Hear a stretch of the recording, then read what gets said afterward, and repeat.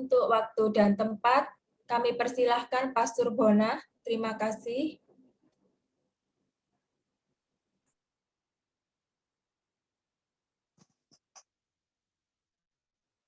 Selamat malam semua, apakah bisa mendengar suara saya dengan baik? Bisa, Romo. Bisa, Pastor. Baik, terima kasih banyak. Jadi saya ucapkan kembali selamat malam untuk para sahabat LPF yang sudah sekian lama, ya saya rindukan juga, sudah lama saya tidak bisa hadir, meskipun beberapa kali diminta untuk mengisi, tapi belum bisa. Puji Tuhan hari ini kita bisa bertemu kembali dalam momen juga yang ya cukup luar biasa, momen-momen ini hari-hari menyongsong untuk kami para Karmelit, menyongsong hari raya Santa Perawan Maria, maaf, dari Gunung Karmel, pelindung juga sekaligus sebagai panutan atau guru bagi para pendoa, yaitu para Karmelit. Oleh karena itu, pada malam hari ini saya ingin membagikan sedikit dari karisma Ordo Karmel, teristimewa dari Ordo Karmel tak berkasut atau OCD, yaitu tentang Maria, guru doa. Baik, dalam slide itu mungkin kita bisa lihat dari bagian yang pertama. Saya beri judul itu Maria, guru doa. Dalam sepanjang perjalanan para Karmelit dari sudah beberapa abad ini dan beberapa ratus tahun yang lalu, para Karmelit berkumpul di Gunung Karmel untuk mencari Allah dan untuk belajar berdoa. Para Karmelit datang untuk belajar. Di sana Karmelit menemukan bahwa Maria adalah guru yang baik untuk belajar bagaimana bisa berjumpa dengan Allah. Oleh karena itu para Karmelit mempercayakan diri mereka kepada Allah melalui perantaraan dari Bunda Tersuci, Bunda Maria. Sebagai pengantar, saya mengambil satu ungkapan atau perkataan dari Santa Teresa Avila yang mengatakan demikian. Kita semua yang mengenakan pakaian suci Karmel dipanggil untuk hidup dalam doa dan kontemplasi. Inilah tujuan hidup para Karmelit yang menjadi urusan pokok dari para Karmelit, yaitu hidup dalam doa dan kontemplasi. Untuk membantu kita di dalam permenungan pada malam hari ini, kita akan bersama-sama merenungkan atau belajar dari Bunda Maria yang terekam dalam Injil Lukas bab 2 ayat 15 sampai 20. Kita bersama-sama dapat membacanya, ada di dalam slide juga, atau kalau mau membaca di dalam kitab suci masing-masing juga baik, bisa mengikuti tahap demi tahap bagaimana Bunda Maria membimbing kita untuk bisa berdoa. Baik, kita siapkan hati kita untuk membaca Lukas bab 2 ayat 15 sampai 20. Kita diajak bersama-sama menyiapkan hati untuk membaca Injil Lukas bab 2 ayat 15 sampai 20. Pembacaan dari Injil Lukas bab 2 ayat 15 sampai 20. Setelah malaikat-malaikat itu meninggalkan mereka dan kembali ke surga, gembala-gembala itu berkata kepada seorang yang lain, "Marilah kita pergi ke Betlehem untuk melihat apa yang terjadi di sana, seperti yang diberitahukan Tuhan kepada kita." Lalu mereka cepat-cepat berangkat dan menjumpai Maria dan Yusuf dan bayi itu yang sedang berbaring di dalam palungan. Dan ketika mereka melihatnya, mereka memberitahukan apa yang telah dikatakan kepada mereka tentang anak itu. Dan semua orang yang mendengarnya heran tentang apa yang dikatakan gembala-gembala itu kepada mereka. Tetapi Maria menyimpan segala perkara itu di dalam hatinya dan merenungkannya. Maka kembalilah gembala-gembala itu sambil memuji dan memuliakan Allah karena segala sesuatu yang mereka dengar dan mereka lihat semuanya sesuai dengan apa yang telah dikatakan kepada mereka. Kemuliaan adalah Bapa dan Putra dan Roh Kudus, seperti pada permulaan, sekarang, selalu, dan sepanjang segala abad. Amin. Saudara dan saudariku yang terkasih, hari ini kita belajar dari Bunda Maria sebagai guru doa. Dalam teks yang baru saja kita baca dan kita dengar, kita akan coba melihat bagaimana Maria membimbing, terutama kepada anak-anaknya yang mau belajar untuk berdoa. Kami para Karmelit menimba banyak dari pribadi ini, dari Ibu Tuhan, bagaimana kami berdoa, bagaimana kami dapat bersatu dengan Allah di dalam doa, dapat menuju Allah. Dalam teks yang baru saja kita dengar, syarat akan makna simbolis, yaitu pergerakan tahap demi tahap doa untuk dapat menuju kepada Allah. Yang pertama kita lihat dalam ayat yang ke-15, dikatakan demikian, marilah kita pergi ke Bethlehem, melihat apa yang terjadi di sana, seperti yang diberitahukan Tuhan kepada kita. Pergi untuk melihat. Di sini para gembala menuju ke Bethlehem untuk melihat sesuatu yang tidak biasa, yakni peristiwa Tuhan. Tuhan menyampaikan melalui para malaikat dalam kabar sukacita kepada para gembala di padang bahwa telah lahir Sang Juru Selamat. Kalau kita lihat teks sebelumnya yang tadi tidak kita baca, bahwa Tuhan Sang Juru Selamat itu telah lahir di kota Daud, yaitu di Bethlehem. Dan para gembala menuju ke sana. Dikatakan di dalam teks ini seperti yang diberitahukan Tuhan. Apa yang diberitahukan oleh Tuhan? Diberitahukan adalah kehadirannya sendiri di dunia. Ia datang kepada miliknya untuk memberikan hidupnya. Itulah yang menjadi pesan atau yang menjadi pusat dari setiap pergerakan doa kita. Di dalam doa, kita berjalan untuk melihat Tuhan yang hadir, Tuhan yang datang untuk menyelamatkan manusia. Jadi bukan kita hadir dalam doa, dalam suasana ketakutan, karena Tuhan yang mengancam, Tuhan yang mengadili, dan Tuhan yang Maha Kuasa yang mungkin tidak dapat digapai oleh manusia. Berbeda. Tuhan yang kita imani, yang sedang kita tuju di dalam doa-doa kita adalah Tuhan yang hadir, yang mau memberikan dirinya. Maka dikatakan juga di dalam teks tadi, pergi ke Bethlehem, ya, pergi ke rumah roti. Tuhan yang menjadi makanan bagi setiap jiwa. Melihat Tuhan di sini bukan sekedar penglihatan fisik, namun jauh dalam lubuk hati atau batin adalah sebuah penglihatan iman. Inilah yang dimaksudkan dengan doa kontemplasi. Jadi dalam tradisi Karmel, dipanggil dalam doa dan kontemplasi artinya dipanggil untuk hadir, untuk datang melihat Tuhan sendiri di dalam lubuk batin, bukan di luar diri, tetapi gerakan atau pergi masuk ke dalam diri sendiri, yaitu doa di dalam kontemplasi. Gerakan pergi dan melihat persis adalah gerakan doa. Setiap orang yang mau berdoa harus pergi dan melihat.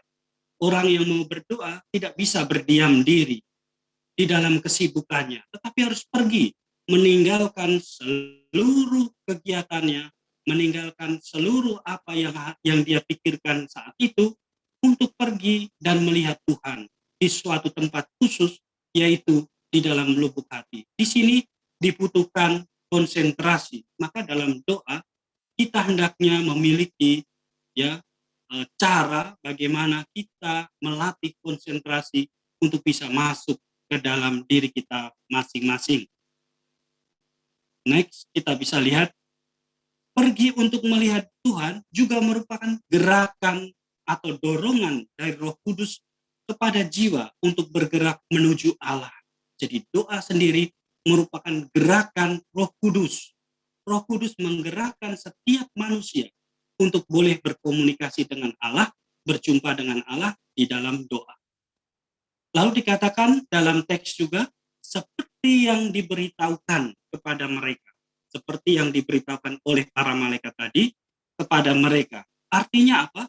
Bahwa firman Allah merupakan petunjuk yang pasti di dalam doa.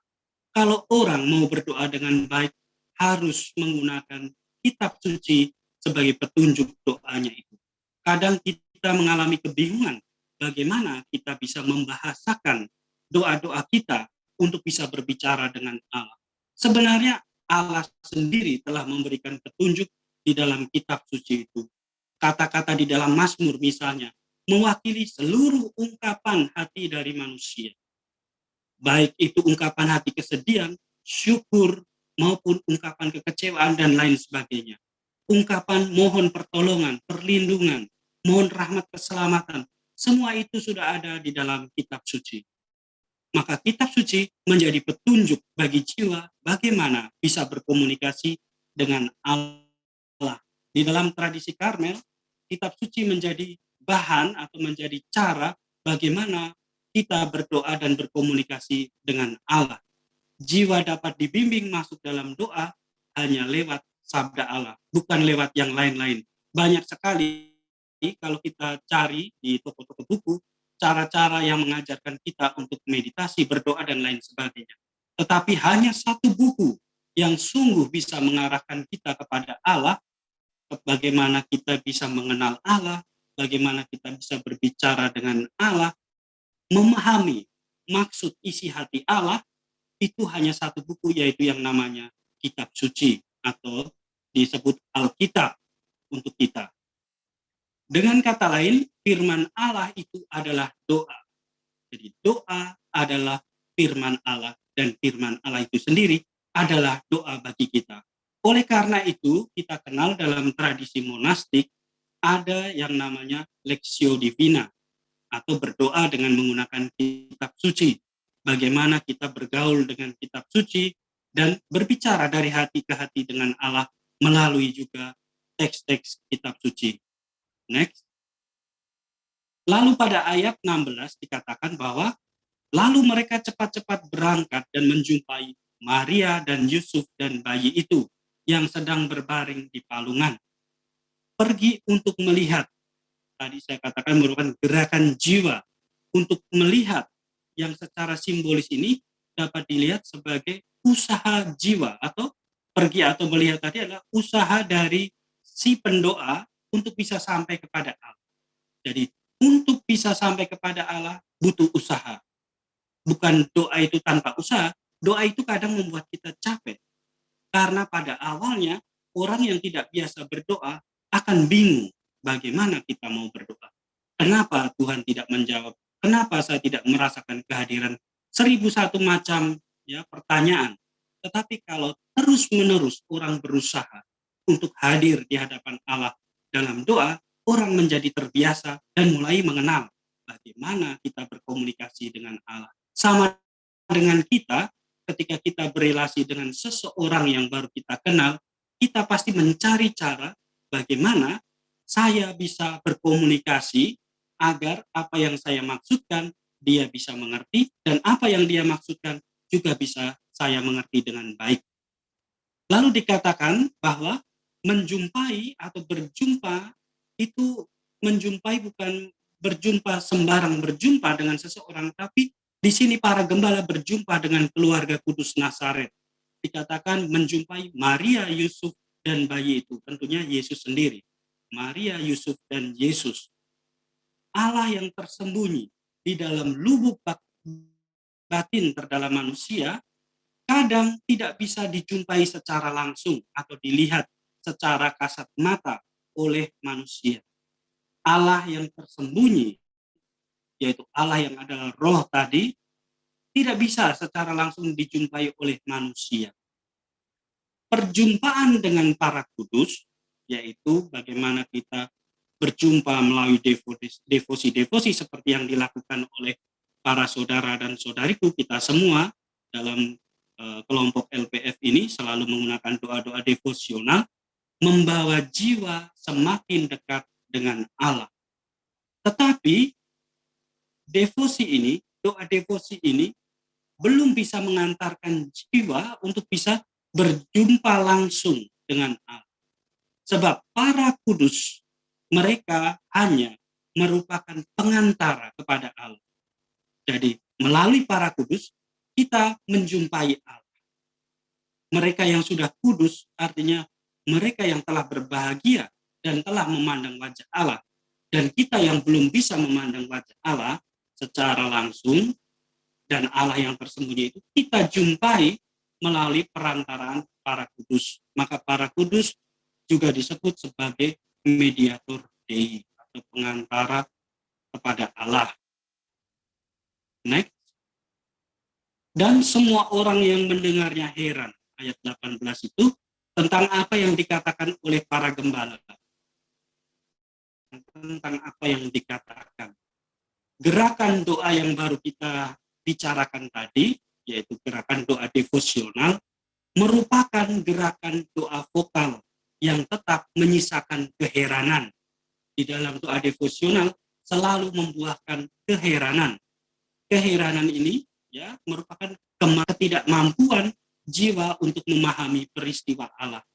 Dalam perspektif positifnya, keheranan ini bisa berupa keheranan tentang kedahsyatan kuasa doa yang diwujudkan lewat mujizat yang terjadi. Jadi kadang kita novena, kita berdoa bersama melalui devosi, dan sungguh mujizat itu terjadi. Menyisakan keheranan dalam jiwa itu menjadi heran.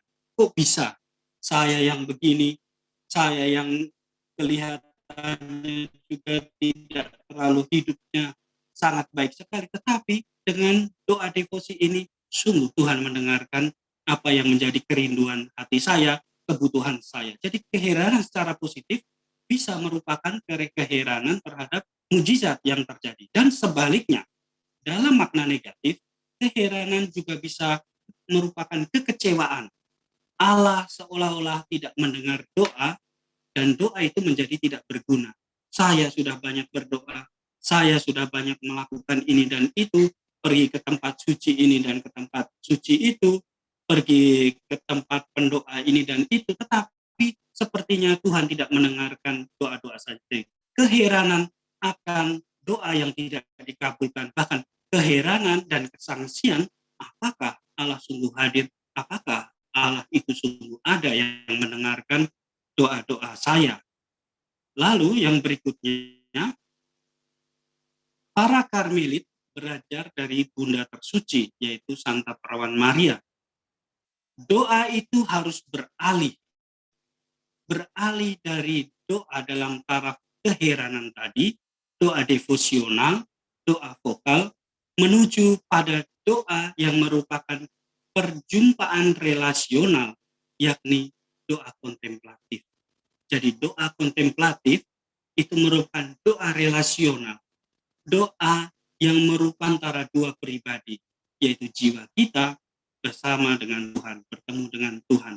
Maka di dalam pengantar tadi dikatakan bahwa Santa Teresa mengatakan bahwa setiap orang yang mengenakan pakaian suci Karmel dipanggil untuk hidup di dalam doa dan kontemplasi. Artinya hidup di dalam doa, kewajiban doa yang harus dilaksanakan sebagai seorang biarawan kontemplatif, yaitu doa-doa gereja, dan tidak hanya sampai pada itu saja, tetapi harus beralih menjadi doa yang relasional atau doa yang menjadi relasi pribadi dengan Allah, yaitu melalui doa kontemplatif.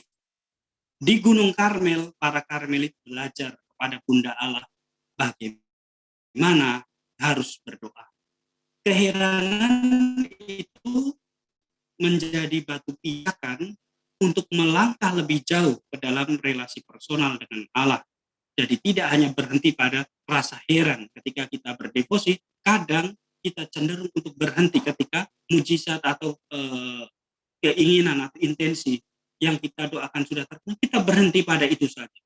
Tetapi kita tidak mau melihat lebih jauh kepada Dia yang sudah mengaruniakan rahmat yang telah kita minta tadi melalui devosi. Oleh karena itu, para Karmelit melalui Bunda Maria dalam teks Lukas yang kita baca tadi, melangkah maju di dalam perjalanan rohani, melangkah bergerak dari doa yang hanya sampai pada tingkat keheranan tadi, doa devosional, menuju pada doa relasional atau doa yang berjumpa dengan Allah dari hati ke hati. Keheranan tadi saya katakan menjadi batu pijakan, maka tidak boleh berhenti hanya pada tadi, yaitu pada sampai keinginan kita dijawab oleh Tuhan atau mujizat sudah terjadi. Tetapi kita diajak untuk masuk ke dalam relasi dengan Allah. Jiwa itu masuk ke dalam relasi dengan Allah hanya melalui satu pintu, yaitu doa batin, yang mungkin pernah dalam beberapa waktu lalu pernah dijelaskan oleh para saudara kami, yang mungkin Pater Han atau Pater Agus, tentang doa batin dan doa vokal. Dan doa batin itulah sebenarnya doa yang menghantarkan kita pada doa kontemplatif. Bagaimana jiwa secara bertahap bergaul, dimurnikan, dan belajar dari Allah sendiri. Dan itu membutuhkan usaha. Maka kita ingat lagi, tadi dikatakan bahwa doa itu sebuah pergerakan. Usaha dari jiwa untuk bisa berjumpa dengan Allah. Ingat, bukan hanya untuk mendapatkan sesuatu dari Allah, tetapi kita bergerak menuju kepada Allah karena suatu kerinduan untuk berjumpa kepada Sang Pemberi itu. Bukan hanya pada pemberian, tapi kepada Sang Pemberi. Next, ayat 19 dikatakan demikian. Tetapi Maria menyimpan segala perkara itu di dalam hatinya dan merenungkannya. Doa kontemplatif merupakan gerakan batin untuk menghadirkan Allah di dalam batin dengan cara menyimpan sabda Tuhan dalam hati yang murni dan tak terbagi. Ini adalah suatu pelajaran yang penting yang diberikan oleh Bunda Tersuci, bagaimana kita bisa berdoa. Berdoa secara benar, yaitu dengan menghadirkan Allah. Kita bukan berdoa karena mengucapkan kata-kata yang disusun begitu indahnya di dalam doa-doa devosional, itu kadang tidak membantu kita untuk sungguh memahami siapa itu yang sedang berbicara dengan kita, atau siapa itu yang sedang kita ajak untuk berbicara. Maka Bunda Maria mengajak kita untuk beralih dari doa-doa yang hanya bersifat kata-kata, rangkaian kata-kata manusiawi, kepada doa yang lebih alkitabiah atau doa yang berasal dari sabda Allah. Jadi doa kontemplatif itu adalah gerakan batin untuk menghadirkan Allah di dalam batin, di dalam jiwa kita, dengan menyimpan sabda Tuhan itu dalam hati yang murni dan tak terbagi. Ini adalah satu hal yang sangat penting. Agar sabda itu bisa sungguh hadir di dalam hati kita, maka diperlukan hati yang murni dan tak terbagi. Maksudnya adalah hati yang dibebaskan, ya, dari ikatan-ikatan, dari masalah-masalah, dari segala kecenderungan-kecenderungan yang tidak baik. Hati yang murni artinya hati yang siap untuk menerima Allah sebagai satu-satunya tamu di dalam jiwa kita. Jadi kalau kita sungguh melepaskan di dalam doa itu, ketika kita berdoa, kita berusaha untuk menenangkan diri, melepaskan dari perasaan-perasaan yang tidak perlu, dan bahkan lebih baik lagi kalau diadakan pengakuan secara teratur untuk membersihkan batin itu, sehingga jiwa sungguh-sungguh murni. Dan ketika jiwa itu murni, hati itu lepas bebas, maka disitulah firman Allah sungguh hadir. Dan Allah dalam firman-Nya yang hadir itu sungguh hadir sebagai seorang pribadi yang akan berbicara dari hati ke hati dengan kita. Allah hadir secara nyata lewat firman-Nya. Sabda Allah adalah kehadirannya sendiri. Kita ingat dalam liturgi suci, Allah hadir dalam pembacaan sabda Allah dan juga Ekaristi. Pertama Allah hadir di dalam sabdanya, kemudian Allah hadir, sabda itu yang disampaikan telah menjadi manusia seperti apa yang dikatakan oleh Injil Yohanes bab 1 ayat 1. Sabda sebagai kehadiran telah diwahyukan. Pada mulanya adalah firman. Firman itu bersama-sama dengan Allah, dan firman itu adalah Allah. Saudara dan saudariku yang terkasih, doa kontemplatif adalah doa yang menghadirkan Allah di dalam hati kita dengan cara menyimpan seperti Maria, menyimpan perkataan Tuhan sendiri. Sebab firman itu adalah Allah. Dan oleh firman itu, segala sesuatu dijadikan termasuk diri kita. Maka firman Allah itu bukan sesuatu yang asing dari bagi kita, karena kita diciptakan oleh firman itu. Segala sesuatu yang ada, pikiran Allah di dalam jiwa yang sungguh-sungguh membuka hatinya, Allah akan sungguh-sungguh hadir di dalam firman-Nya itu. Tidak ada cara lain Allah untuk hadir selain di dalam firman-Nya tadi. Dan secara sakramental di dalam roti dan anggur Ekaristi, tubuh dan darah Tuhan. Kehadiran Allah dalam firman-Nya, firman itu telah menjadi manusia dan diam di antara kita. Jadi firman Allah yang disimpan di dalam hati akan diam, yaitu hadir sungguh. Dan kita telah melihat kemuliaannya. Yohanes bab 1 ayat 14.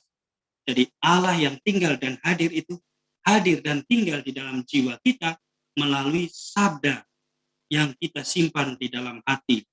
Mungkin saudara dan saudari kita dari gereja Protestan selalu mengatakan sebagai rema, yaitu sabda Tuhan yang bergema di dalam batin. Rema itu selalu bergema, berbicara dari hati ke hati, mengingatkan, mengajar, menegur, dan lain sebagainya. Itulah suara Tuhan dan itulah kehadiran Tuhan. Kalau di dalam hati kita muncul sabda Tuhan itu, kita simpan di dalam lubuk hati kita, dan Allah, kita suatu saat akan mendengar bahwa, dan Allah akan berbicara sungguh-sungguh kepada kita. Ketika mungkin kita mungkin telah melakukan dosa, firman Allah akan menegur kita. Firman Allah akan memberi kekuatan ketika kita lemah. Itulah tanda kehadiran Allah di dalam jiwa. Dan persis pada saat itulah sebenarnya kita sedang berdoa, yaitu berbicara dari hati ke hati dengan Allah. Menyimpan segala perkara dalam hati, artinya Bunda Tersuci atau Bunda Maria telah mengajarkan kepada para Karmelit bahwa berdoa itu tidak cukup hanya gerakan hati atau sebatas perasaan sentimental saja. Saya mau berdoa kalau saya merasa moodnya baik atau merasa senang atau sedang tidak ada banyak masalah. Doa tidak bergantung dari banyak masalah atau tidak ada masalah. Doa adalah gerakan dorongan kerinduan karena cinta. Setiap hari mau berjumpa dengan Allah. Jadi tidak bergantung dengan perasaan atau perasaan hati atau dorongan hati. Saya rasa ini, rasa itu, malas dan lain sebagainya. Doa tidak bergantung itu. Lalu doa juga tidak bergantung pada indera atau intelek atau pikiran. Kalau pikirannya banyak pikiran, maka saya susah berdoa. Kalau saya mau berdoa berarti saya harus tidak memikirkan apa-apa. Bukan itu. Doa melingkupi seluruh diri kita. Apa yang kita pikirkan, apa yang kita rasakan, itu yang menjadi doa kita. Tetapi bukan berarti doa hanya berpikir banyak. Seperti Santa Teresa telah mengajarkan kepada kita melalui permenungan-permenungan sebelumnya, bahwa doa itu bukan berpikir banyak, tetapi banyak untuk mencintai. Itu doa. Maka doa tidak bergantung dari panca indera kita. Mau di dalam keramaian, mau dalam situasi hening, mau di kantor, mau di rumah, mau dalam kesibukan, kita tetap akan bisa berdoa. Dan yang berikutnya, doa itu tidak bergantung pada intelek tadi sudah, panca indera sudah. Doa itu tidak tergantung pada waktu juga. Saya lupa menambahkan di sini, tetapi doa tidak dibatasi oleh waktu. Jadi kadang orang ada yang berpikir bahwa kapan pastor waktu yang baik untuk berdoa. Setiap waktu itu baik, ya, karena Tuhan hadir sepanjang waktu. Tuhan tidak dibatasi oleh waktu. Yang menjadi baik atau tidak adalah intensi kita untuk berdoa itu. Bagaimana kita menyiapkan diri untuk berdoa. Di waktu-waktu yang ada sepanjang hari, 1 kali 24 jam, tentunya kita bisa menyiapkan waktu-waktu tertentu Tetapi pada dasarnya ketika orang sudah mengalami relasi yang sungguh dalam dengan Tuhan, sepanjang waktu adalah waktu berdoa. Atau orang sering mengatakan bahwa doa menjadi nafas hidup. Sepanjang waktu kita masih bernafas, sepanjang waktu itulah kita bisa berdoa. Jadi tidak tergantung oleh suatu waktu tertentu, waktu jam 12 malam misalnya, jam 5 pagi, jam 3 sore dan lain sebagainya. Ya.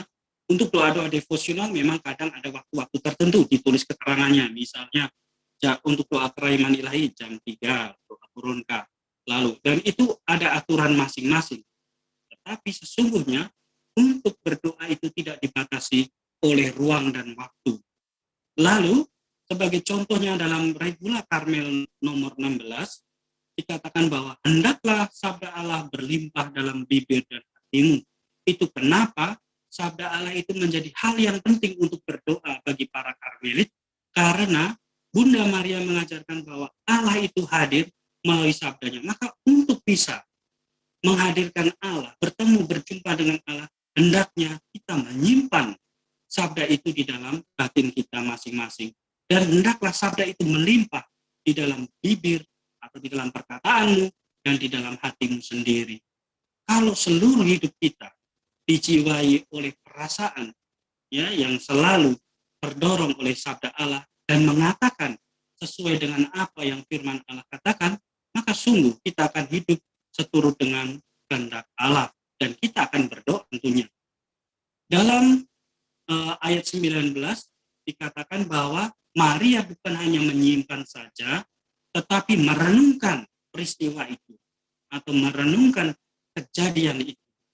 Bunda Tersuci mengajar para Karmelit bahwa untuk merenungkan peristiwa suci dalam kitab suci, maka sabda itu harus disimpan di dalam dan direnungkan atau melakukan meditasi untuk memahami tentang sebenarnya apa yang terjadi atau kehendak apa yang Allah inginkan melalui sabda itu di dalam diri kita. Jadi menyimpan bukan hanya menyimpan, tetapi menyimpan untuk meditasi, untuk merenungkan. Dalam tahap-tahap doa, meditasi menjadi sangat penting. Karena dalam itu, jiwa diajak untuk memahami apa yang Tuhan katakan kepada jiwa atau kepadaku, kepada diriku melalui sabdanya itu atau sabda Tuhan yang saya dengarkan itu sedang berbicara apa tentang diriku. Merenungkan kitab suci menghantar kita untuk mengalami dan terlibat dalam relasi dengan Allah dan membawa kita pada pengenalan akan Allah yang sebenarnya. Maka dengan meditasi tadi, dengan permenungan kita akan menjadi tahu, kita akan mengenal siapa itu Allah. Kadang kita tidak memahami dan tidak mengenal kepada siapa kita berdoa. Kita tahu ada Tuhan, kita tahu Tuhan Yesus, penuh kuasa dan lain sebagainya.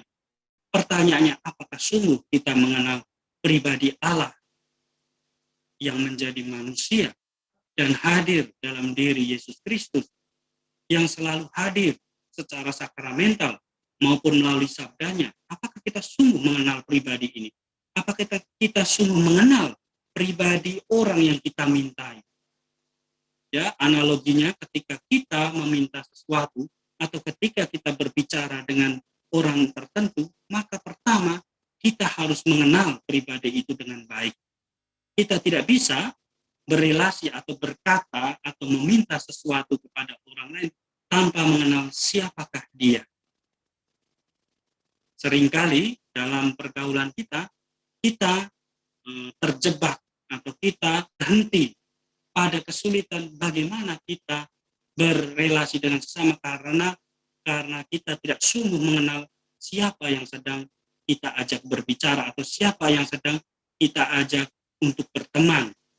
Maka di situ relasi menjadi berhenti. Sama juga dengan Tuhan.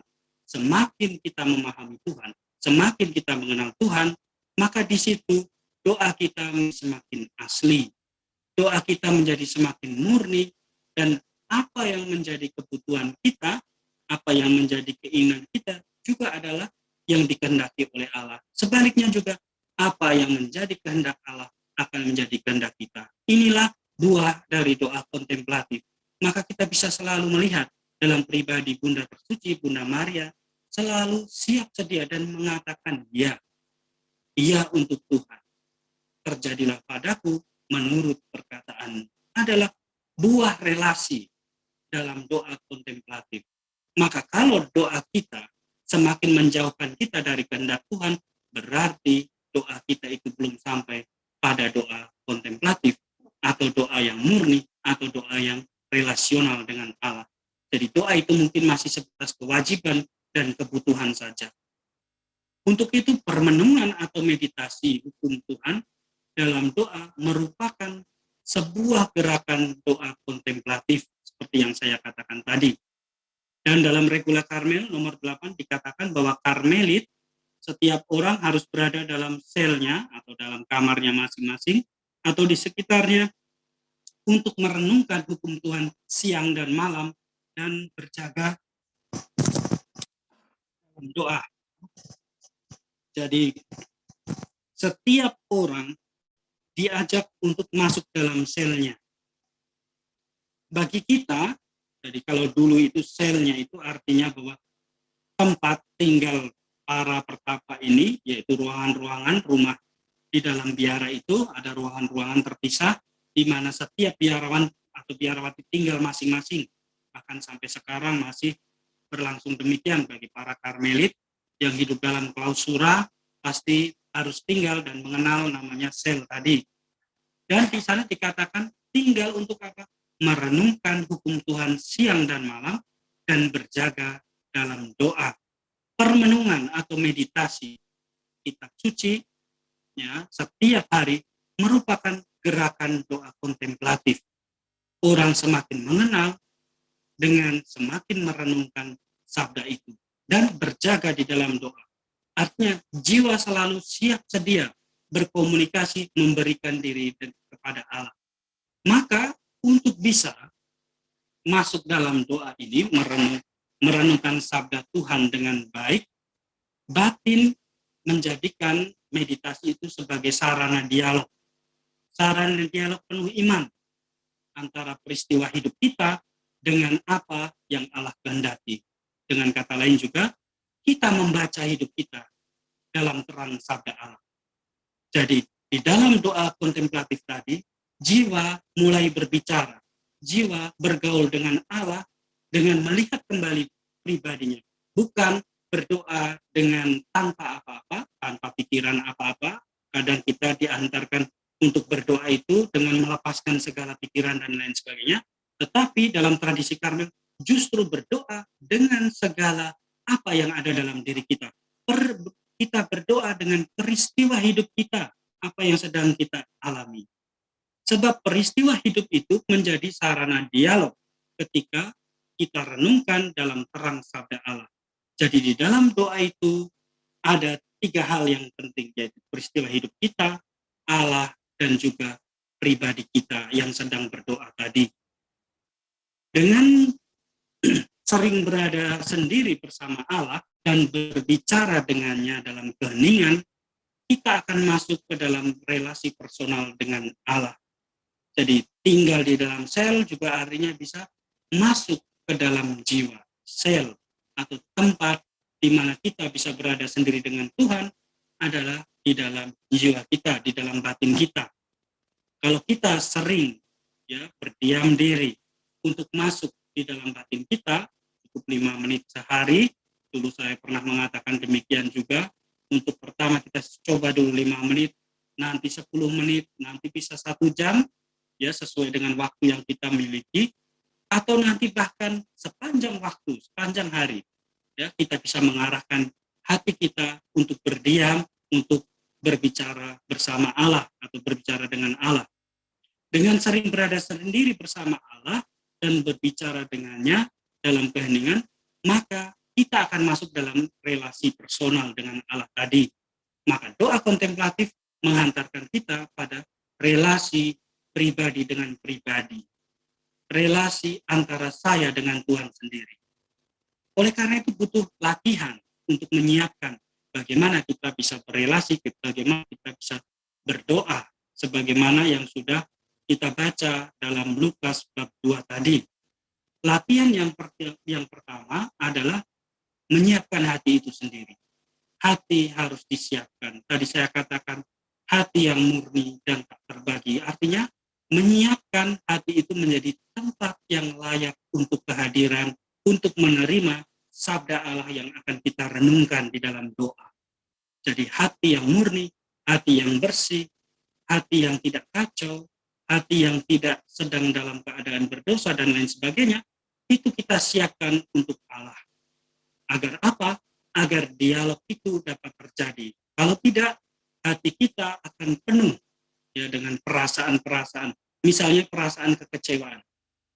Ingat dalam teks kitab suci dikatakan ketika kita mau berdoa atau mau mempersembahkan kurban ya, dalam perjanjian lama dalam masa Yesus itu mempersembahkan kurban ke bait suci, maka yang pertama yang harus dilakukan adalah berdamai dengan sesama. Maka untuk bisa menyiapkan batin kita, hati kita, agar jiwa kita bisa berkomunikasi, berjumpa dengan Allah, maka harus ada damai dulu. Dengan berdamai, baik dengan orang lain, maupun berdamai dengan situasi, dan juga berdamai dengan diri sendiri. Artinya apa? Mau memaafkan diri sendiri. Mau memaafkan peristiwa yang mungkin telah menyakiti batin kita dan menyisakan luka itu. Lalu yang kedua, yaitu dengan masuk dalam keheningan batin. Caranya yaitu dengan mencoba untuk bisa berkonsentrasi. Ya, masuk dalam keheningan batin bukan berarti kita harus cari tempat yang sunyi dan lain sebagainya. Itu sangat membantu. Tetapi yang pertama untuk bisa masuk dalam keheningan batin adalah kita membebaskan batin kita dari perasaan-perasaan yang tidak perlu. Perasaan-perasaan yang bukan baik atau perasaan-perasaan yang tidak layak untuk berdoa. Untuk bisa membebaskan perasaan-perasaan itu, maka kita harus menyadari, bukan melupakan, tapi menyadari bahwa saat ini saya akan berdoa. Bahwa saat ini saya sedang berdoa. Maka yang harus kita lakukan selanjutnya adalah mengendalikan pikiran kita. Ketika pikiran kita berkeliaran kemana-mana, tidak fokus pada kehadiran Allah dalam teks suci atau dalam firman Tuhan, maka jiwa kita juga itu akan terus berkelana. Jadi jiwa yang terus berkelana itu membuat kita capek dan tidak bisa berdoa. Karena kita akan merasa bingung. Saya mau berkata-kata tapi pikiran sudah berpikir yang lain. Dan tidak tahu apa yang sedang dikatakan atau apa yang Tuhan katakan kepada saya. Lalu yang ketiga adalah dengan berjaga atau berdoa secara terus-menerus. Satu kali kita tidak bisa berdoa, bukan berarti selamanya kita tidak akan bisa berdoa dengan benar. Mungkin hari ini gagal, tetapi esok, lusa, dan lain sebagainya, mungkin kita akan bisa berkonsentrasi dalam doa. Maka doa itu bukan langsung sekali jadi, tetapi membutuhkan proses. Ya, doa itu adalah menjadi hidup kalau kita hidupi, kalau kita doakan setiap hari, kalau kita lakukan setiap hari. Seperti relasi dengan seseorang akan menjadi baik, akan menjadi lebih bermakna, menjadi lebih hangat apabila relasi itu dikembangkan setiap kali atau setiap hari secara terus-menerus. Demikian juga dengan relasi yang mungkin diabaikan dan lama tidak berkomunikasi dengan orang yang menjadi sahabat atau teman kita, maka relasi itu tidak lagi menjadi hangat. Sama juga dengan doa. Semakin kita berdoa, semakin kita berusaha untuk mencari, melihat Allah, seperti para gembala tadi, maka semakin kita akan menemukan Allah. Doa itu tidak rumit seperti matematika, harus dengan rumus ini, dengan cara itu, dan cara ini. Tapi doa itu adalah gerakan roh, yaitu firman Allah yang akan membimbing. Allah sendiri, Roh Kudus sendiri, yang akan menuntun jiwa yang mau berusaha untuk berdoa, untuk bisa berjumpa dengan Allah. Santa Teresa dari Avila mengatakan bahwa setiap orang dibimbing oleh Allah melalui lorong-lorong yang berbeda. Ada orang yang melalui lorong-lorong yang terang dan jelas, Ada orang yang harus melalui lorong-lorong yang sempit dan gelap dan berbagai hal, tetapi tetap akan mencapai pada tujuan yang sama, yaitu perjumpaan dengan Allah. Tuhan menyiapkan setiap jiwa berbeda karena Tuhan mengenal jiwa itu. Oleh karena itu, kita diajak di dalam permenungan ini belajar dari Maria yang selalu rendah hati untuk menyimpan sabda Tuhan di dalam hati nurani yang bersih dan merenungkannya. Itulah cara satu-satunya untuk bisa berkomunikasi atau berdoa dengan benar, atau yang kita sebut dengan doa relasional atau doa kontemplatif. Oleh karena itu, saya mengajak kita semua, para saudara dan saudariku yang tergabung dalam kelompok doa ini, LPF, bahwa tugas kita bukan hanya berkumpul dan berdoa secara lisan, tetapi juga kita harus berdoa, menghidupi doa itu sebagai doa pribadi atau gerakan hidup pribadi. Untuk bisa mendoakan orang lain, maka kita harus mengalami lebih dahulu apa yang menjadi doa-doa kita itu. Kalau kita mau mendoakan orang yang sakit, maka kita paling kurang harus mengalami relasi dengan Allah itu lebih dahulu. Supaya apa? Supaya pengalaman sakit kita itu disembuhkan lebih dahulu. Kadang kita cenderung untuk mendoakan orang lain dan lupa mendoakan diri sendiri. Bahwa saya juga sedang sakit. Saya tidak sedang mengatakan sakit fisik, mungkin juga sakit-sakit yang lain. Misalnya sakit hati. Hati yang sakit itu bukan tempat yang baik untuk berdoa. Kita mungkin bisa berdoa dengan baik dengan menyusun kata-kata, tetapi doa itu tidak menjadi asli karena bukan menjadi ungkapan hati. Orang yang sakit hati tidak bisa mengekspresikan ya cinta kasih Allah, tidak bisa merasakan cinta kasih Allah yang menjadi dasar dari doa itu sendiri. Maka kita berdoa dengan masuk ke dalam diri kita berdoa dengan merenungkan sabda Tuhan dengan hati nurani yang murni. Sebagai penutup, saya menuliskan dalam PowerPoint itu, doa adalah gerakan hati yang memandang dengan penuh iman kepada Allah.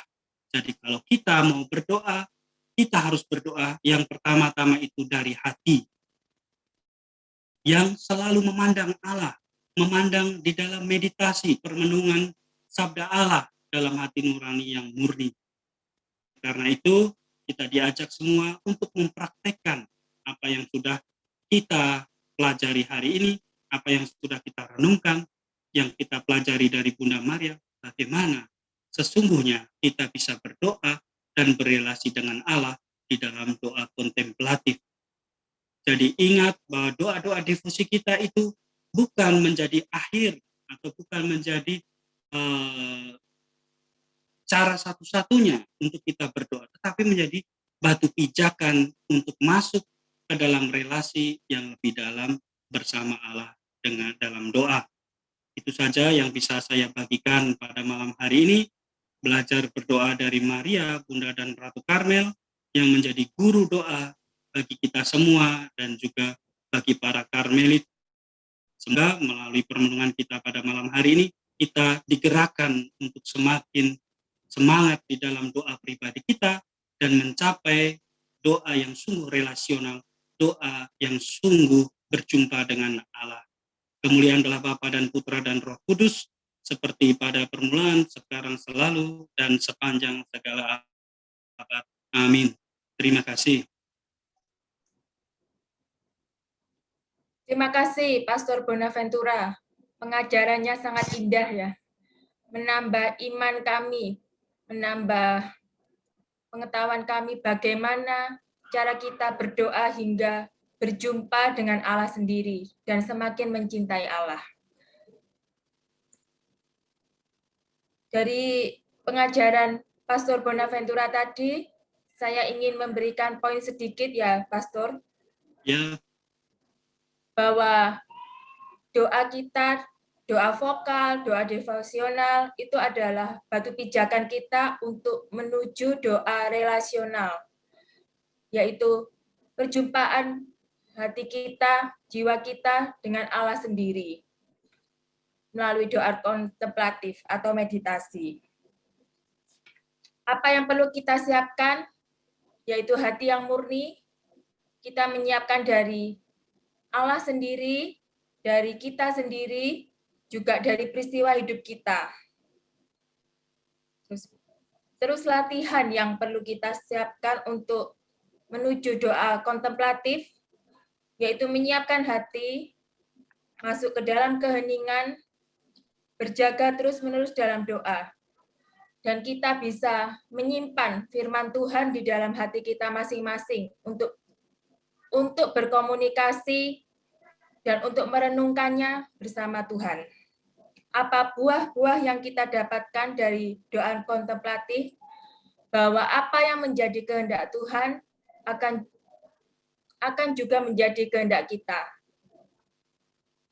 Demikian Pastor Bonaventura, sedikit poin-poin yang saya berikan dari pengajaran pastor tadi.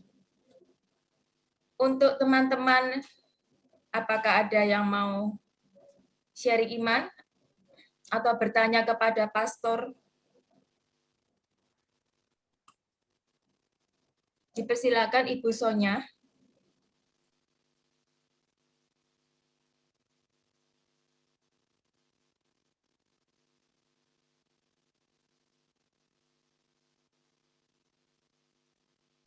Ibu Sonya bertanya, jika bagaimana cara melakukan meditasi doa dalam spiritual Katolik? Baik, terima kasih Ibu Sonya atas pertanyaannya yang sangat bagus ini. Jadi dalam tradisi Katolik ada berbagai macam cara meditasi. Ya. Untuk Katolik masih dibagi dua tradisi Barat dan tradisi Timur.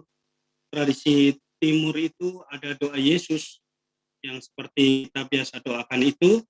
Di tradisi Barat itu ada salah satunya adalah Lectio Divina, yaitu bagaimana kita berdoa, bermeditasi dengan kitab suci. Artinya kita merenungkan kitab suci itu, merenungkan sabda Tuhan itu, bisa peristiwa dalam teks kitab suci, misalnya kisah kelahiran Yesus, kisah sengsara, dan lain sebagainya. Seperti Santa Teresa Avila sering menggunakan peristiwa-peristiwa dalam kitab suci menjadi sarana untuk meditasi.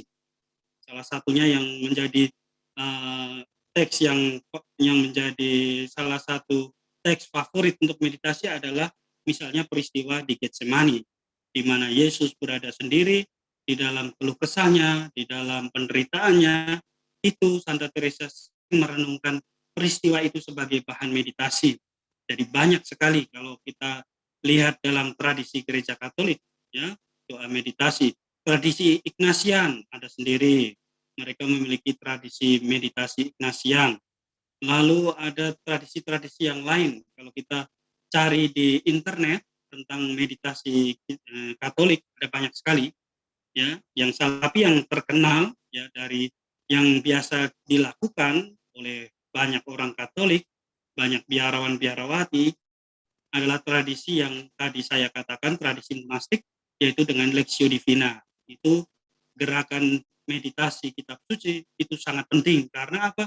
Karena sabda Allah sendiri yang akan membimbing jiwa itu untuk bisa berjumpa dengan Allah. Itu maka kalau kita mau sungguh-sungguh berdoa tadi, masuk dalam doa kontemplasi, bukan hanya doa devosional, gunakanlah sabda Allah itu atau simpanlah sabda Allah itu sungguh-sungguh di dalam hati untuk meditasi. Jadi bukan hanya sekedar kita mendengarkan dan membaca kitab suci setiap kali, tetapi kita perlu merenungkannya, menghadirkan sabda itu di dalam peristiwa hidup kita. Kira-kira sabda itu berkata apa di dalam peristiwa hidupku saat ini? Di dalam cobaan yang mungkin saat ini aku sedang alami, di dalam peristiwa sakit dari keluargaku, di dalam sukacita yang sedang aku alami. Kira-kira sabda Tuhan itu berbicara apa? Disitulah terjadi dialog antara jiwa dengan Tuhan. Dan buah dari itu adalah doa kontemplasi atau doa nanti dalam taraf doa yang lebih mendalam atau lebih tinggi, yaitu doa persatuan kehendak atau doa persatuan dengan Allah, di mana jiwa dipersatukan dengan Allah. Apa yang menjadi kehendak Allah menjadi kehendak kita dan kehendak kita menjadi kehendak Allah. Itu doa meditasi dalam tradisi Katolik. Apakah itu bisa menjawab ataukah masih membutuhkan penjelasan lain?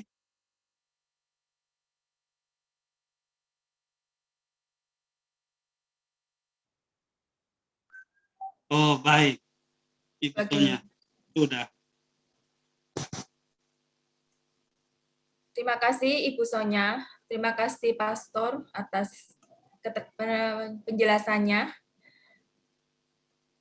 Apakah ada Bapak Ibu yang mau menambahkan pertanyaan atau sharing iman kembali?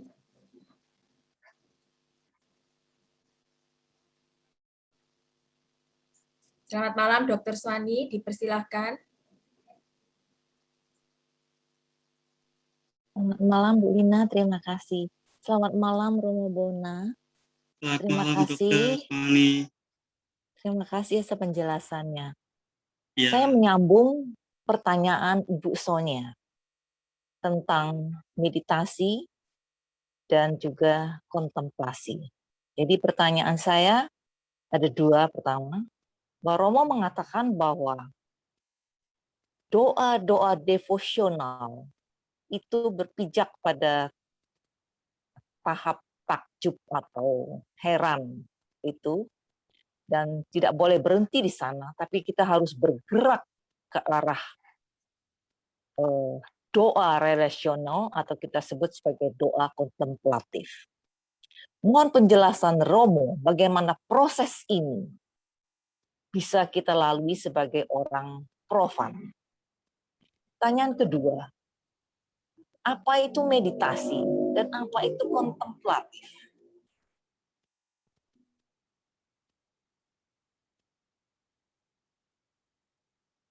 Halo? Kontemplatif tanpa firman itu bisa nggak firman Allah? Ya oke. Sebab ada contohnya Santa Faustina. Mohon maaf, Santa Faustina itu jago sekali kontemplatif, tapi dia selalu gagal dalam meditasi. Karmel mungkin dua-duanya. Saya mungkin tidak tahu sama sekali meditasi, sama sekali tidak tahu doa kontemplatif. Terima kasih matur nuwun. Ya, Bu, sama-sama. Baik, Dr. Swani. Terima kasih dua pertanyaan yang luar biasa. Jadi, yang pertama itu tadi tentang bagaimana itu proses dari meditasi sampai menuju pada kontemplasi. Bukan, dari devosi ya tadi ya. Devosi sampai menuju pada tingkat kontemplasi. Jadi, devosi itu adalah sebenarnya disiplin doa. Jadi orang kita yang awam, biasa yang dari awam itu biasa tidak tertentu doanya. Kadang mau berdoa, kadang tidak mau berdoa. Dengan adanya doa-doa devosional itu, membimbing jiwa-jiwa itu untuk disiplin, untuk bisa berdoa. Karena di dalam doa devosional pasti ada waktu-waktu tertentu, waktu-waktu khusus. Misalnya koronka jam 3 sore, misal doa kerahiman, ada disiplin waktunya. Itu mengingatkan kita semua untuk ketika jam kerahiman kita berhenti bekerja dan berdoa. Tetapi untuk kami yang ada di dalam biara-biara, terutama mereka yang di dalam biara monastik, doa-doa itu sudah terstruktur dari jam-jamnya sudah ada dan disiplin itu sudah dilakukan. Maka untuk para awam atau orang-orang awam tidak hanya berhenti pada doa devosi, maksudnya adalah bahwa ketika kita mendoakan doa-doa devosi itu, kita tidak hanya berhenti pada apa yang kita inginkan dari doa itu. Tetapi harus mulai melangkah maju, bahwa setelah kita berhasil mendisiplinkan diri untuk memiliki relasi atau jam-jam tertentu berkomunikasi dengan Tuhan, entahkah itu jam 3 sore, atau saat-saat Angelus, atau jam 12 malam, dan lain sebagainya, kita mulai membuka hati untuk berelasi, untuk berbicara, memiliki relasi pribadi, berkomunikasi secara pribadi dengan Tuhan. Ya, kalau devosi biasa menggunakan teks, kalau relasi itu berarti sudah menggunakan hati, tidak lagi dibimbing oleh tulisan. Maka dalam tradisi Karmel dibedakan, ada doa namanya vokal, yaitu doa yang membaca, menggunakan teks, menghafal, misal doa Bapa Kami, Salam Maria. Tetapi doa relasional itu lebih masuk ke dalam lagi, menyelami tentang apa yang sedang kita katakan kepada Tuhan. Saya akan mampu memahami ketika saya mengatakan Bapa Kami. Kenapa saya ini memanggil Allah sebagai Bapa? Siapakah saya yang memanggil Allah itu Bapa? Atau siapakah Bapa itu yang saya panggil sebagai Bapa?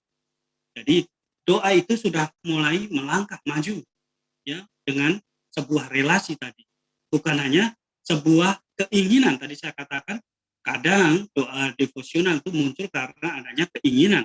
Misalnya keinginan untuk lulus ini dan itu, mulai dengan novena 3 kali Salam Maria, mau sembuh dari ini dan itu, novena ini dan itu baru doa dalam taraf keinginan, dan itu tidak boleh berhenti pada saat itu saja. Itu adalah batu pijakan. Maka saya katakan juga tadi, doa-doa yang demikian akan sampai pada tingkat atau pada buahnya, yaitu keheranan.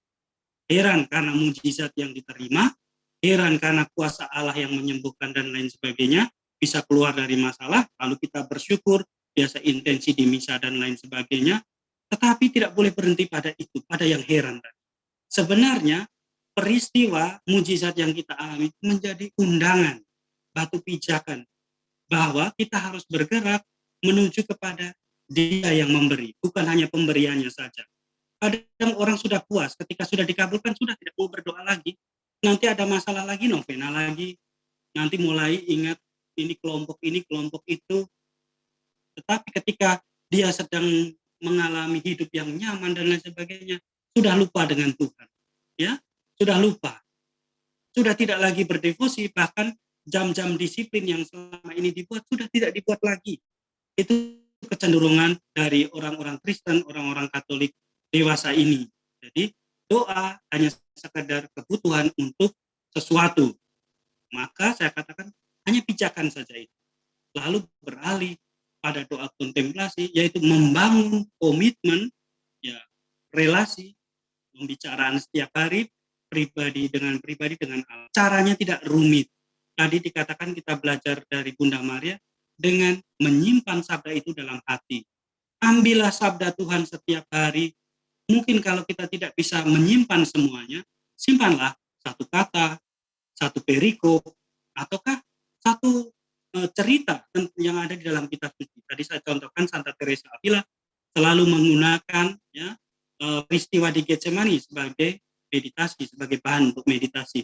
Dia menghadirkan bagaimana mengingat di dalam jiwanya, bagaimana Tuhan, seluruh proses yang dialami oleh Tuhan Yesus di Taman Getsemani, seturut apa yang tercatat di dalam kitab suci. Kita bisa pilih banyak peristiwa itu. Itu nanti akan menjadi kebiasaan hari demi hari, bagaimana kita berkomunikasi dengan Allah. Dan yang kedua tadi, pertanyaannya adalah apa itu bedanya kontemplasi atau bedanya meditasi? Meditasi adalah permenungan. Permenungan apa saja? Meditasi apa? Misal meditasi kitab suci, atau kitab suci, meditasi alam, merenungkan Tuhan di dalam alam. Jadi meditasi itu cara merenungkan. Lalu kontemplasi itu buah. Ya, kontemplasi itu diberikan atau rahmat yang diberikan oleh Allah, buah. Maka dikatakan Santa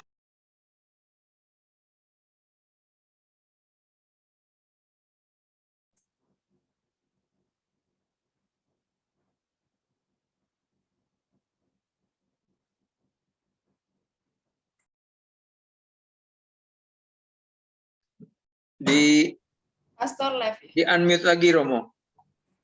Tadi bukan live, masuk kembali, belum di unmute. Unmute dulu Romo. maaf, ya sudah kembali. Oke.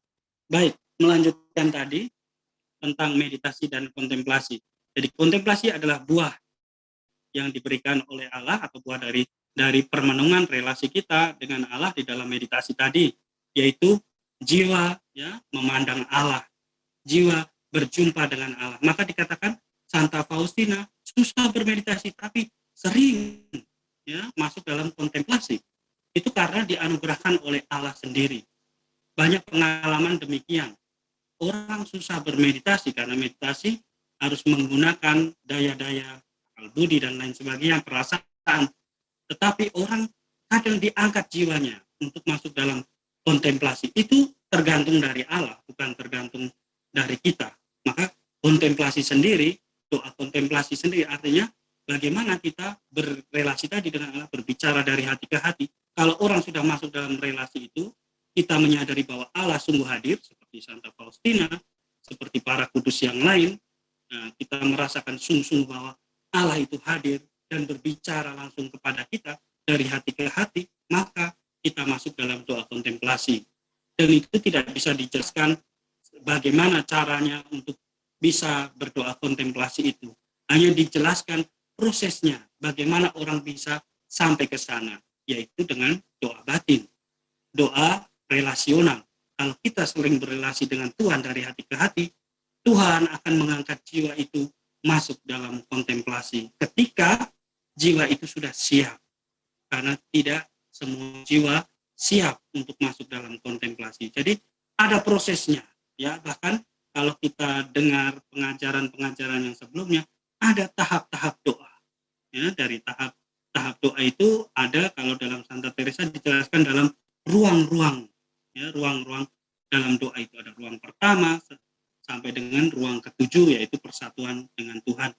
Setiap tahap itu ada prosesnya, dan jiwa semakin dimurnikan, ya, jiwa semakin dimurnikan, semakin mengenal siapa yang sedang diajak bicara itu, dan itu membutuhkan proses yang panjang dan hanya anugerah dari Allah. Dikatakan sebagai doa kontemplatif artinya bahwa doa itu membimbing jiwa untuk sampai nantinya pada, atau doa itu menyiapkan jiwa untuk bisa sampai pada anugerah yang diberikan oleh Allah. Tergantung dari Allah, bukan tergantung dari kita untuk doa kontemplatif itu. Dari kita hanya berusaha menyiapkan diri supaya bisa sampai pada tingkat kontemplasi tadi. Tetapi kita masuk dalam kontemplasi atau tidak itu tergantung dari kemurahan Allah sendiri. Jadi itu antara bedanya meditasi dan kontemplasi. Begitu. Bagaimana? Ya, terima kasih Romo. Romo, kalau Oh, ya. kita dalam adorasi, Ya. kita dalam hening, dan Hmm. kita seringkali diajak untuk merenungkan atau ada peristiwa, ada pengantar, dan kemudian kita berwawan hati. Itu seperti kontemplasi atau meditasi tahap itu dalam Pada tahap adorasi. itu ya kita masuk dalam meditasi sebenarnya. Masih Jadi meditasi, karena belum masih sampai meditasi pada ya. kontemplatif. Belum ya. Karena kalau kontemplatif itu kita menerima anugerah tadi seperti Santa Faustina itu, dan daya-daya budi kita tidak akan bisa digunakan lagi. Intelek tidak akan bisa Kita kosong, menalar. benar-benar kosong Romo ya. Bukan kosong, tetapi Tapi jiwa sungguh-sungguh mengalami Allah, dan kita tidak mampu lagi memikirkan yang lain selain Allah. Jadi jiwa hanya akan terpusat pada Allah. Lalu hati juga tidak akan menghendaki selain, karena hati akan merasa tentunya sangat berbahagia karena saat ini berjumpa dengan Allah sendiri. Jadi kebahagiaan mungkin berlangsung hanya 5 detik, tetapi buahnya, manisnya, kebahagiaannya itu bisa berlangsung berbulan-bulan. Bahkan para santo-santa itu mungkin hanya mengalami beberapa menit saja kontemplasi, tetapi buahnya, perubahan hidup dan sukacita yang dialami yang tak tergantikan itu bisa berlangsung seumur hidup. Jadi itu yang luar biasa anugerahnya itu. Dan doa kontemplatif artinya mempersiapkan, doa yang mempersiapkan jiwa untuk mencapai persatuan dengan Allah tadi. Itu bisa melalui tadi meditasi, bisa adorasi, bisa permenungan kitab suci dan lain sebagainya. Dan semakin jiwa itu berdoa atau bermeditasi, semakin mengenal Allah. Dan itu yang diharapkan. Jadi mengenal siapa yang memberi tadi, bukan hanya pada pemberiannya saja, tapi mengenal siapa yang saya ajak bicara ini. Ya, sungguh-sungguh kenal dari hati ke hati, bukan dengan pikiran, tapi dengan pengalaman. Ya, bukan dengan teori, yang kita terima dari doktrin atau dari penjelasan para pastor, dari buku-buku yang kita baca, tetapi Yesus yang kita kenal, sungguh Dia yang hadir sebagai pribadi. Begitu dokter, itu bedanya antara meditasi dan kontemplasi. Makasih Romo, Ya, sangat jelas ya, sekali. Terima kasih Romo, matur ya, nuwun, matur sama-sama. nuwun sangat. Terima kasih Ye. Romo. Ini ada 2 pertanyaan lagi, Oh Romo. ya, boleh. Yang pertama dari Ibu Aurelia. Iya. Pertanyaannya, apakah ketika kita saat berdoa meditasi, tiba-tiba ada yang sedih dan menangis? Apakah itu dia mengalami masalah atau merasakan sentuhan tangan Tuhan hadir saat itu? Mohon penjelasannya, Romo. Baik. Jadi mau menangis, mau apa itu kan kita kan tidak tahu ya, itu tergantung jiwa yang sedang berdoa. Jadi kondisi itu. Kesedihan itu mungkin ada. Orang bisa tersentuh hatinya karena apa? Mengingat dosa-dosanya. Di dalam meditasi itu mungkin orang terbawa masuk di dalam seluruh peristiwa perjalanan hidupnya, dan firman Tuhan yang menjadi terang, yang menjadi bahan meditasi tadi, membuka hati nuraninya untuk melihat sebenarnya yang kamu lakukan itu dosa dan itu menyakiti hati Tuhan misalnya, dan orang itu tersentuh sehingga menangis. Ataukah dalam meditasi orang menangis karena sukacita, ya, karena merasa diampuni, merasa dibebaskan dari beban yang selama ini membebani hatinya, merasa bahwa dia diterima, merasa bahwa Allah dekat, menguatkan, dan lain sebagainya. Jadi menangis itu efek fisik yang terjadi dari perasaan yang sedang dialami oleh jiwa ketika melakukan meditasi itu. Ketika Tuhan berbicara melalui firman yang sedang direnungkannya itu. Jadi kita tidak tahu, itu yang tahu ya si pendoa. Jadi bagaimana pendoa itu mengalami itu sehingga dia bisa menangis, apakah tangisan bahagia, tangisan penyesalan, ataukah tangisan yang lain, kekecewaan dan lain sebagainya. Ya, atau malah menanti, bisa juga setelah meditasi dia menolak diri sendiri karena melihat bahwa oh ternyata saya ini jahat dan lain sebagainya, atau malah menolak Tuhan dan lain sebagainya. Itu kita tidak tahu, itu hanya pendoa yang tahu, pendoa sendiri yang sedang mengalami itu. Jadi kalau tiba-tiba nangis pasti ada alasannya, dan nangis itu karena ada berhubungan dengan perasaan. Maka saya katakan tadi juga hati-hati bahwa doa ini tidak bergantung dari perasaan saja. Kalau tiba-tiba merasa menangis, tersentuh dan lain, harus diselidiki lagi dalam meditasi itu, melihat lagi ke dalam apa yang membuat saya menangis, apa yang menyentuh saya sehingga saya menangis ini. Karena menangis kalau hanya langsung menangis saja tanpa perasaan itu malah aneh nanti. Ya, setiap ekspresi tangisan itu mengekspresikan apa yang sedang dialami di dalam hati. Jadi begitu.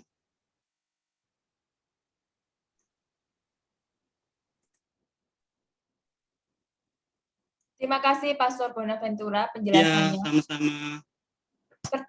Untuk pertanyaan terakhir, dipersilakan Ibu Herlina. Selamat Ya. malam semuanya. Terima kasih sudah malam ya. Tidak apa-apa. Sebelum saya ikut dalam kelompok LPF ini, tapi sudah cukup lama, saya pernah punya pengalaman meditasi yang menakutkan. Ya, jadi waktu itu baru pulang dari retret ya, jadi masih berkobar-kobar. Ya, waktu itu retretnya mengajarkan meditasinya pakai Yesus, Yesus seperti begitu. Nah, kemudian saya pada suatu malam, mungkin bukan malam, saya nggak ingat ya, saya bermeditasi di ruangan yang hening betul-betul gelap. Kemudian entah bagaimana, ya saya nggak tahu, saya tuh merasa saya seperti naik begitu. Udah gitu saya ketakutan, saya mau turun nggak bisa gitu. Udah gitu, ya ketakutan sekali karena saya melihat saya tinggi banget begitu, tinggi di atas, sangat tidak nyaman, ketakutan, sampai sekarang saya kalau ngebayangin itu juga gemeteran. Jadi saya pernah sharing hal ini pada teman rohani saya. Sudah pernah disampaikan kepada Romo? Belum, saya bilang gitu. Jadi saya baru sampaikan sekarang, Romo. Ya, itu tidak nyaman pada waktu itu, tapi dalam konteks saya meditasi. Ya, setelah itu saya mungkin agak trauma meditasi ya, agak trauma. Terus jadi sekarang ini mulai lagi dari yang berapa setengah tahun yang lalu, mungkin mulai lagi dari 5 menit lagi, 10 menit seperti itu. Tapi apabila saya teringat yang waktu itu saya gemeteran ya, ketakutan. Ya, mohon penjelasannya. Karena baru saya berani tanyakan sekarang. Saya simpan-simpan terus. Ya. Terima kasih. Baik, Ibu Herlina, terima kasih pengalaman rohaninya. Jadi saya tadi katakan, saya tidak langsung ini ya, saya tidak bisa menghakimi pengalaman itu, apakah itu pengalaman ilusi atau pengalaman asli, tapi saya mau lihat yang pertama adalah bahwa ketakutan, ya, kalau misalnya itu dalam peristiwa meditasi itu buahnya adalah takut, cemas karena pengalaman itu, ya berarti itu paling kurang adalah bahwa jiwa belum siap, misalnya itu sungguh-sungguh pengalaman kontemplasi, karena dalam kontemplasi jiwa diangkat, ya. Bahkan ada pengalaman jiwa yang diangkat itu fisik juga ikut terangkat. Jadi para santo santa itu ada ketika elevasi itu dia juga terangkat seperti terbang itu. Santa Teresa Avila berulang kali ketika dia masuk dalam kontemplasi dia terangkat dengan tubuhnya. Ya, Santo Yohanes dari Salib, lalu beberapa santo santa yang lain juga mengalami hal yang sama. Tetapi ketika terjadi ketakutan tadi mengandaikan bahwa berarti jiwa belum siap. Ya, mungkin pengalaman itu membuat shock bahkan trauma. Ini apa yang sedang terjadi sebenarnya? Ya. Sebenarnya kalau itu memang doa meditasi yang sungguh-sungguh didoakan, ya doa meditasi sungguh-sungguh, harusnya kita belajar menanyakan pada Tuhan, bagaimana Tuhan ini peristiwa ini nih membuat saya tidak nyaman misalnya. Apakah ini sungguh gerakan dari roh Allah ataukah ini gangguan atau ilusi tadi yang saya katakan. Ya, ingat di dalam doa itu juga ada ilusi. Ya, doa-doa yang kadang orang malah melihat seperti penampakan Yesus, Bunda Maria dan lain sebagainya. Maka jiwa itu harus dibimbing dengan baik di dalam doa-doa ini, dalam doa meditasi. Harus memiliki pembimbing rohani yang paham tentang doa. Supaya bisa mengarahkan, bisa melihat. Ya, kalau lihat dari buah-buahnya, buah dari doa kontemplasi itu adalah kasih yang pertama, sukacita, bahkan orang akan mengalami kebahagiaan di dalam berdoa. Tetapi kalau buahnya sebaliknya, mengalami kecemasan, ketakutan, bahkan malah membuat kita tidak mau berdoa lagi karena takut, ya berarti itu mungkin bukan doa kontemplasi, bukan kontemplasi yang dianugerahkan oleh Allah, karena peristiwa kontemplasi itu adalah peristiwa yang sungguh bagaimana jiwa itu berjumpa dengan Allah. Ya, jiwa yang berjumpa dengan Allah tentunya membahagiakan, bukan menakutkan. Oleh karena itu, jangan putus asa untuk melakukan ini doa meditasi tadi. Meditasi yang dilakukan adalah sebenarnya meditasi atau doa Yesus itu dari tradisi Gereja Timur dengan mendaraskan kata-kata Yesus, Yesus, Yesus, maksudnya untuk memusatkan seluruh pikiran dan hati kita pada nama Yesus yang sangat berkuasa, ya bisa menyembuhkan luka-luka batin dan lain sebagainya. Saya mengajarkan beberapa orang yang mengalami ya luka batin yang cukup serius untuk mendoakan doa ini, meditasi ini, ya. Tapi bukan dalam bentuk meditasi, tapi dalam bentuk doa Yesus, doa Yesus yang menyembuhkan itu. Kadang ditambah lagi, Tuhan Yesus kasihanilah aku orang berdosa, atau Tuhan tolong, Tuhan Yesus sembuhkanlah aku dan lain sebagainya. Datanglah Tuhan Yesus, itu doa Yesus yang diucapkan berulang-ulang supaya apa? Supaya kita sungguh mengalami kehadiran Allah. Ya, doa Yesus pun dasarnya juga berasal dari doa si Bartimeus, ya orang buta yang ada di luar kota Yeriko yang memanggil-manggil Allah. memanggil Yesus, Yesus putra Daud, kasihanilah aku.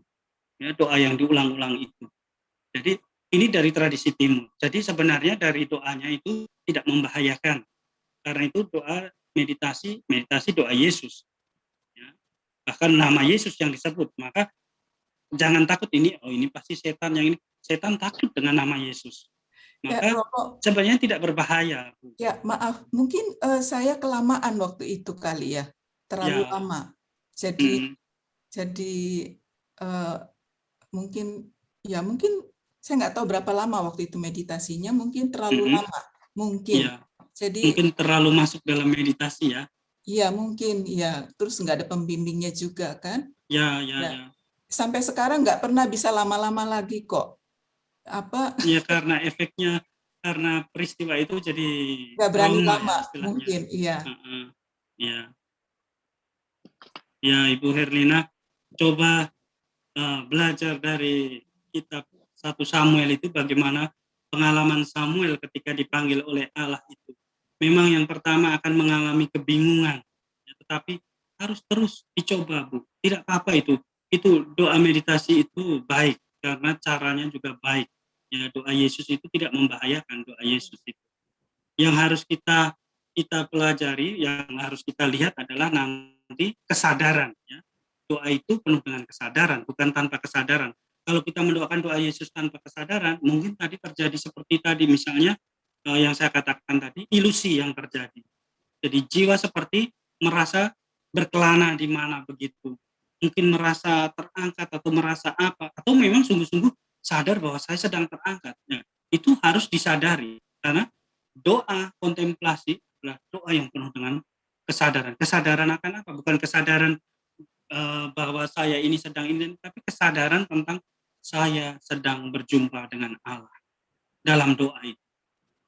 Jadi saran saya, Bu, jangan berhenti untuk meditasi, karena itu sangat baik untuk jiwa dan untuk semakin menghantarkan pada relasi yang baik, karena buahnya pasti akan baik, buah-buah meditasi itu ya. Baik. Ya, Mantap. terima kasih masih Sama-sama Bu berat. Herlina. Ya. Terima kasih. Iya, baik. Terima kasih Romo penjelasannya. Iya. Karena sudah larut, mari kita tutup pertemuan malam ini dengan mohon doa dan berkat dari Romo. Untuk malam ini ada intensi doa Romo. Ya. Untuk kedamaian jiwa bagi arwah Bapak Yahya Bunyamin dan Ibu Farida Suryadi. Beliau berdua adalah orang tua dari sahabat Ibu Suwani. Oh, baik. Ya. Baik. Marilah saudara dan saudariku, seluruh anggota LPF dimanapun berada, kita bersatu dalam doa. Dalam nama Bapa dan Putra dan Roh Kudus. Amin. Allah Bapa yang penuh kasih, kami bersyukur kepadamu karena pada malam hari ini kami boleh bersama-sama untuk belajar bagaimana berdoa, sebagaimana Engkau telah ajarkan kepada kami melalui Bundamu yang tersuci, Santa Perawan Maria. Semoga melalui permenungan kami pada malam hari ini, kami sungguh bergiat di dalam doa untuk bergerak mencari Engkau dan boleh memandang wajah-Mu. Kami juga berdoa bagi saudara dan saudari kami yang telah berpulang. Kami mohon pengampunan atas dosa-dosa mereka, dan semoga mereka diberikan rahmat sukacita, yaitu untuk boleh berjumpa dengan Engkau sendiri di dalam kerajaan-Mu. Ini kami mohon berkat-Mu untuk istirahat kami pada malam hari ini. Semoga esok hari kami boleh bangun kembali dengan kekuatan baru, dengan rahmat baru untuk menghadapi seluruh kesiaran hidup kami. Tuhan bersamamu. Semoga kita semua dan semua orang yang kita doakan pada malam hari ini diberkati oleh Allah yang Maha Kuasa, Bapa dan Putra dan Roh Kudus. Amin. Selamat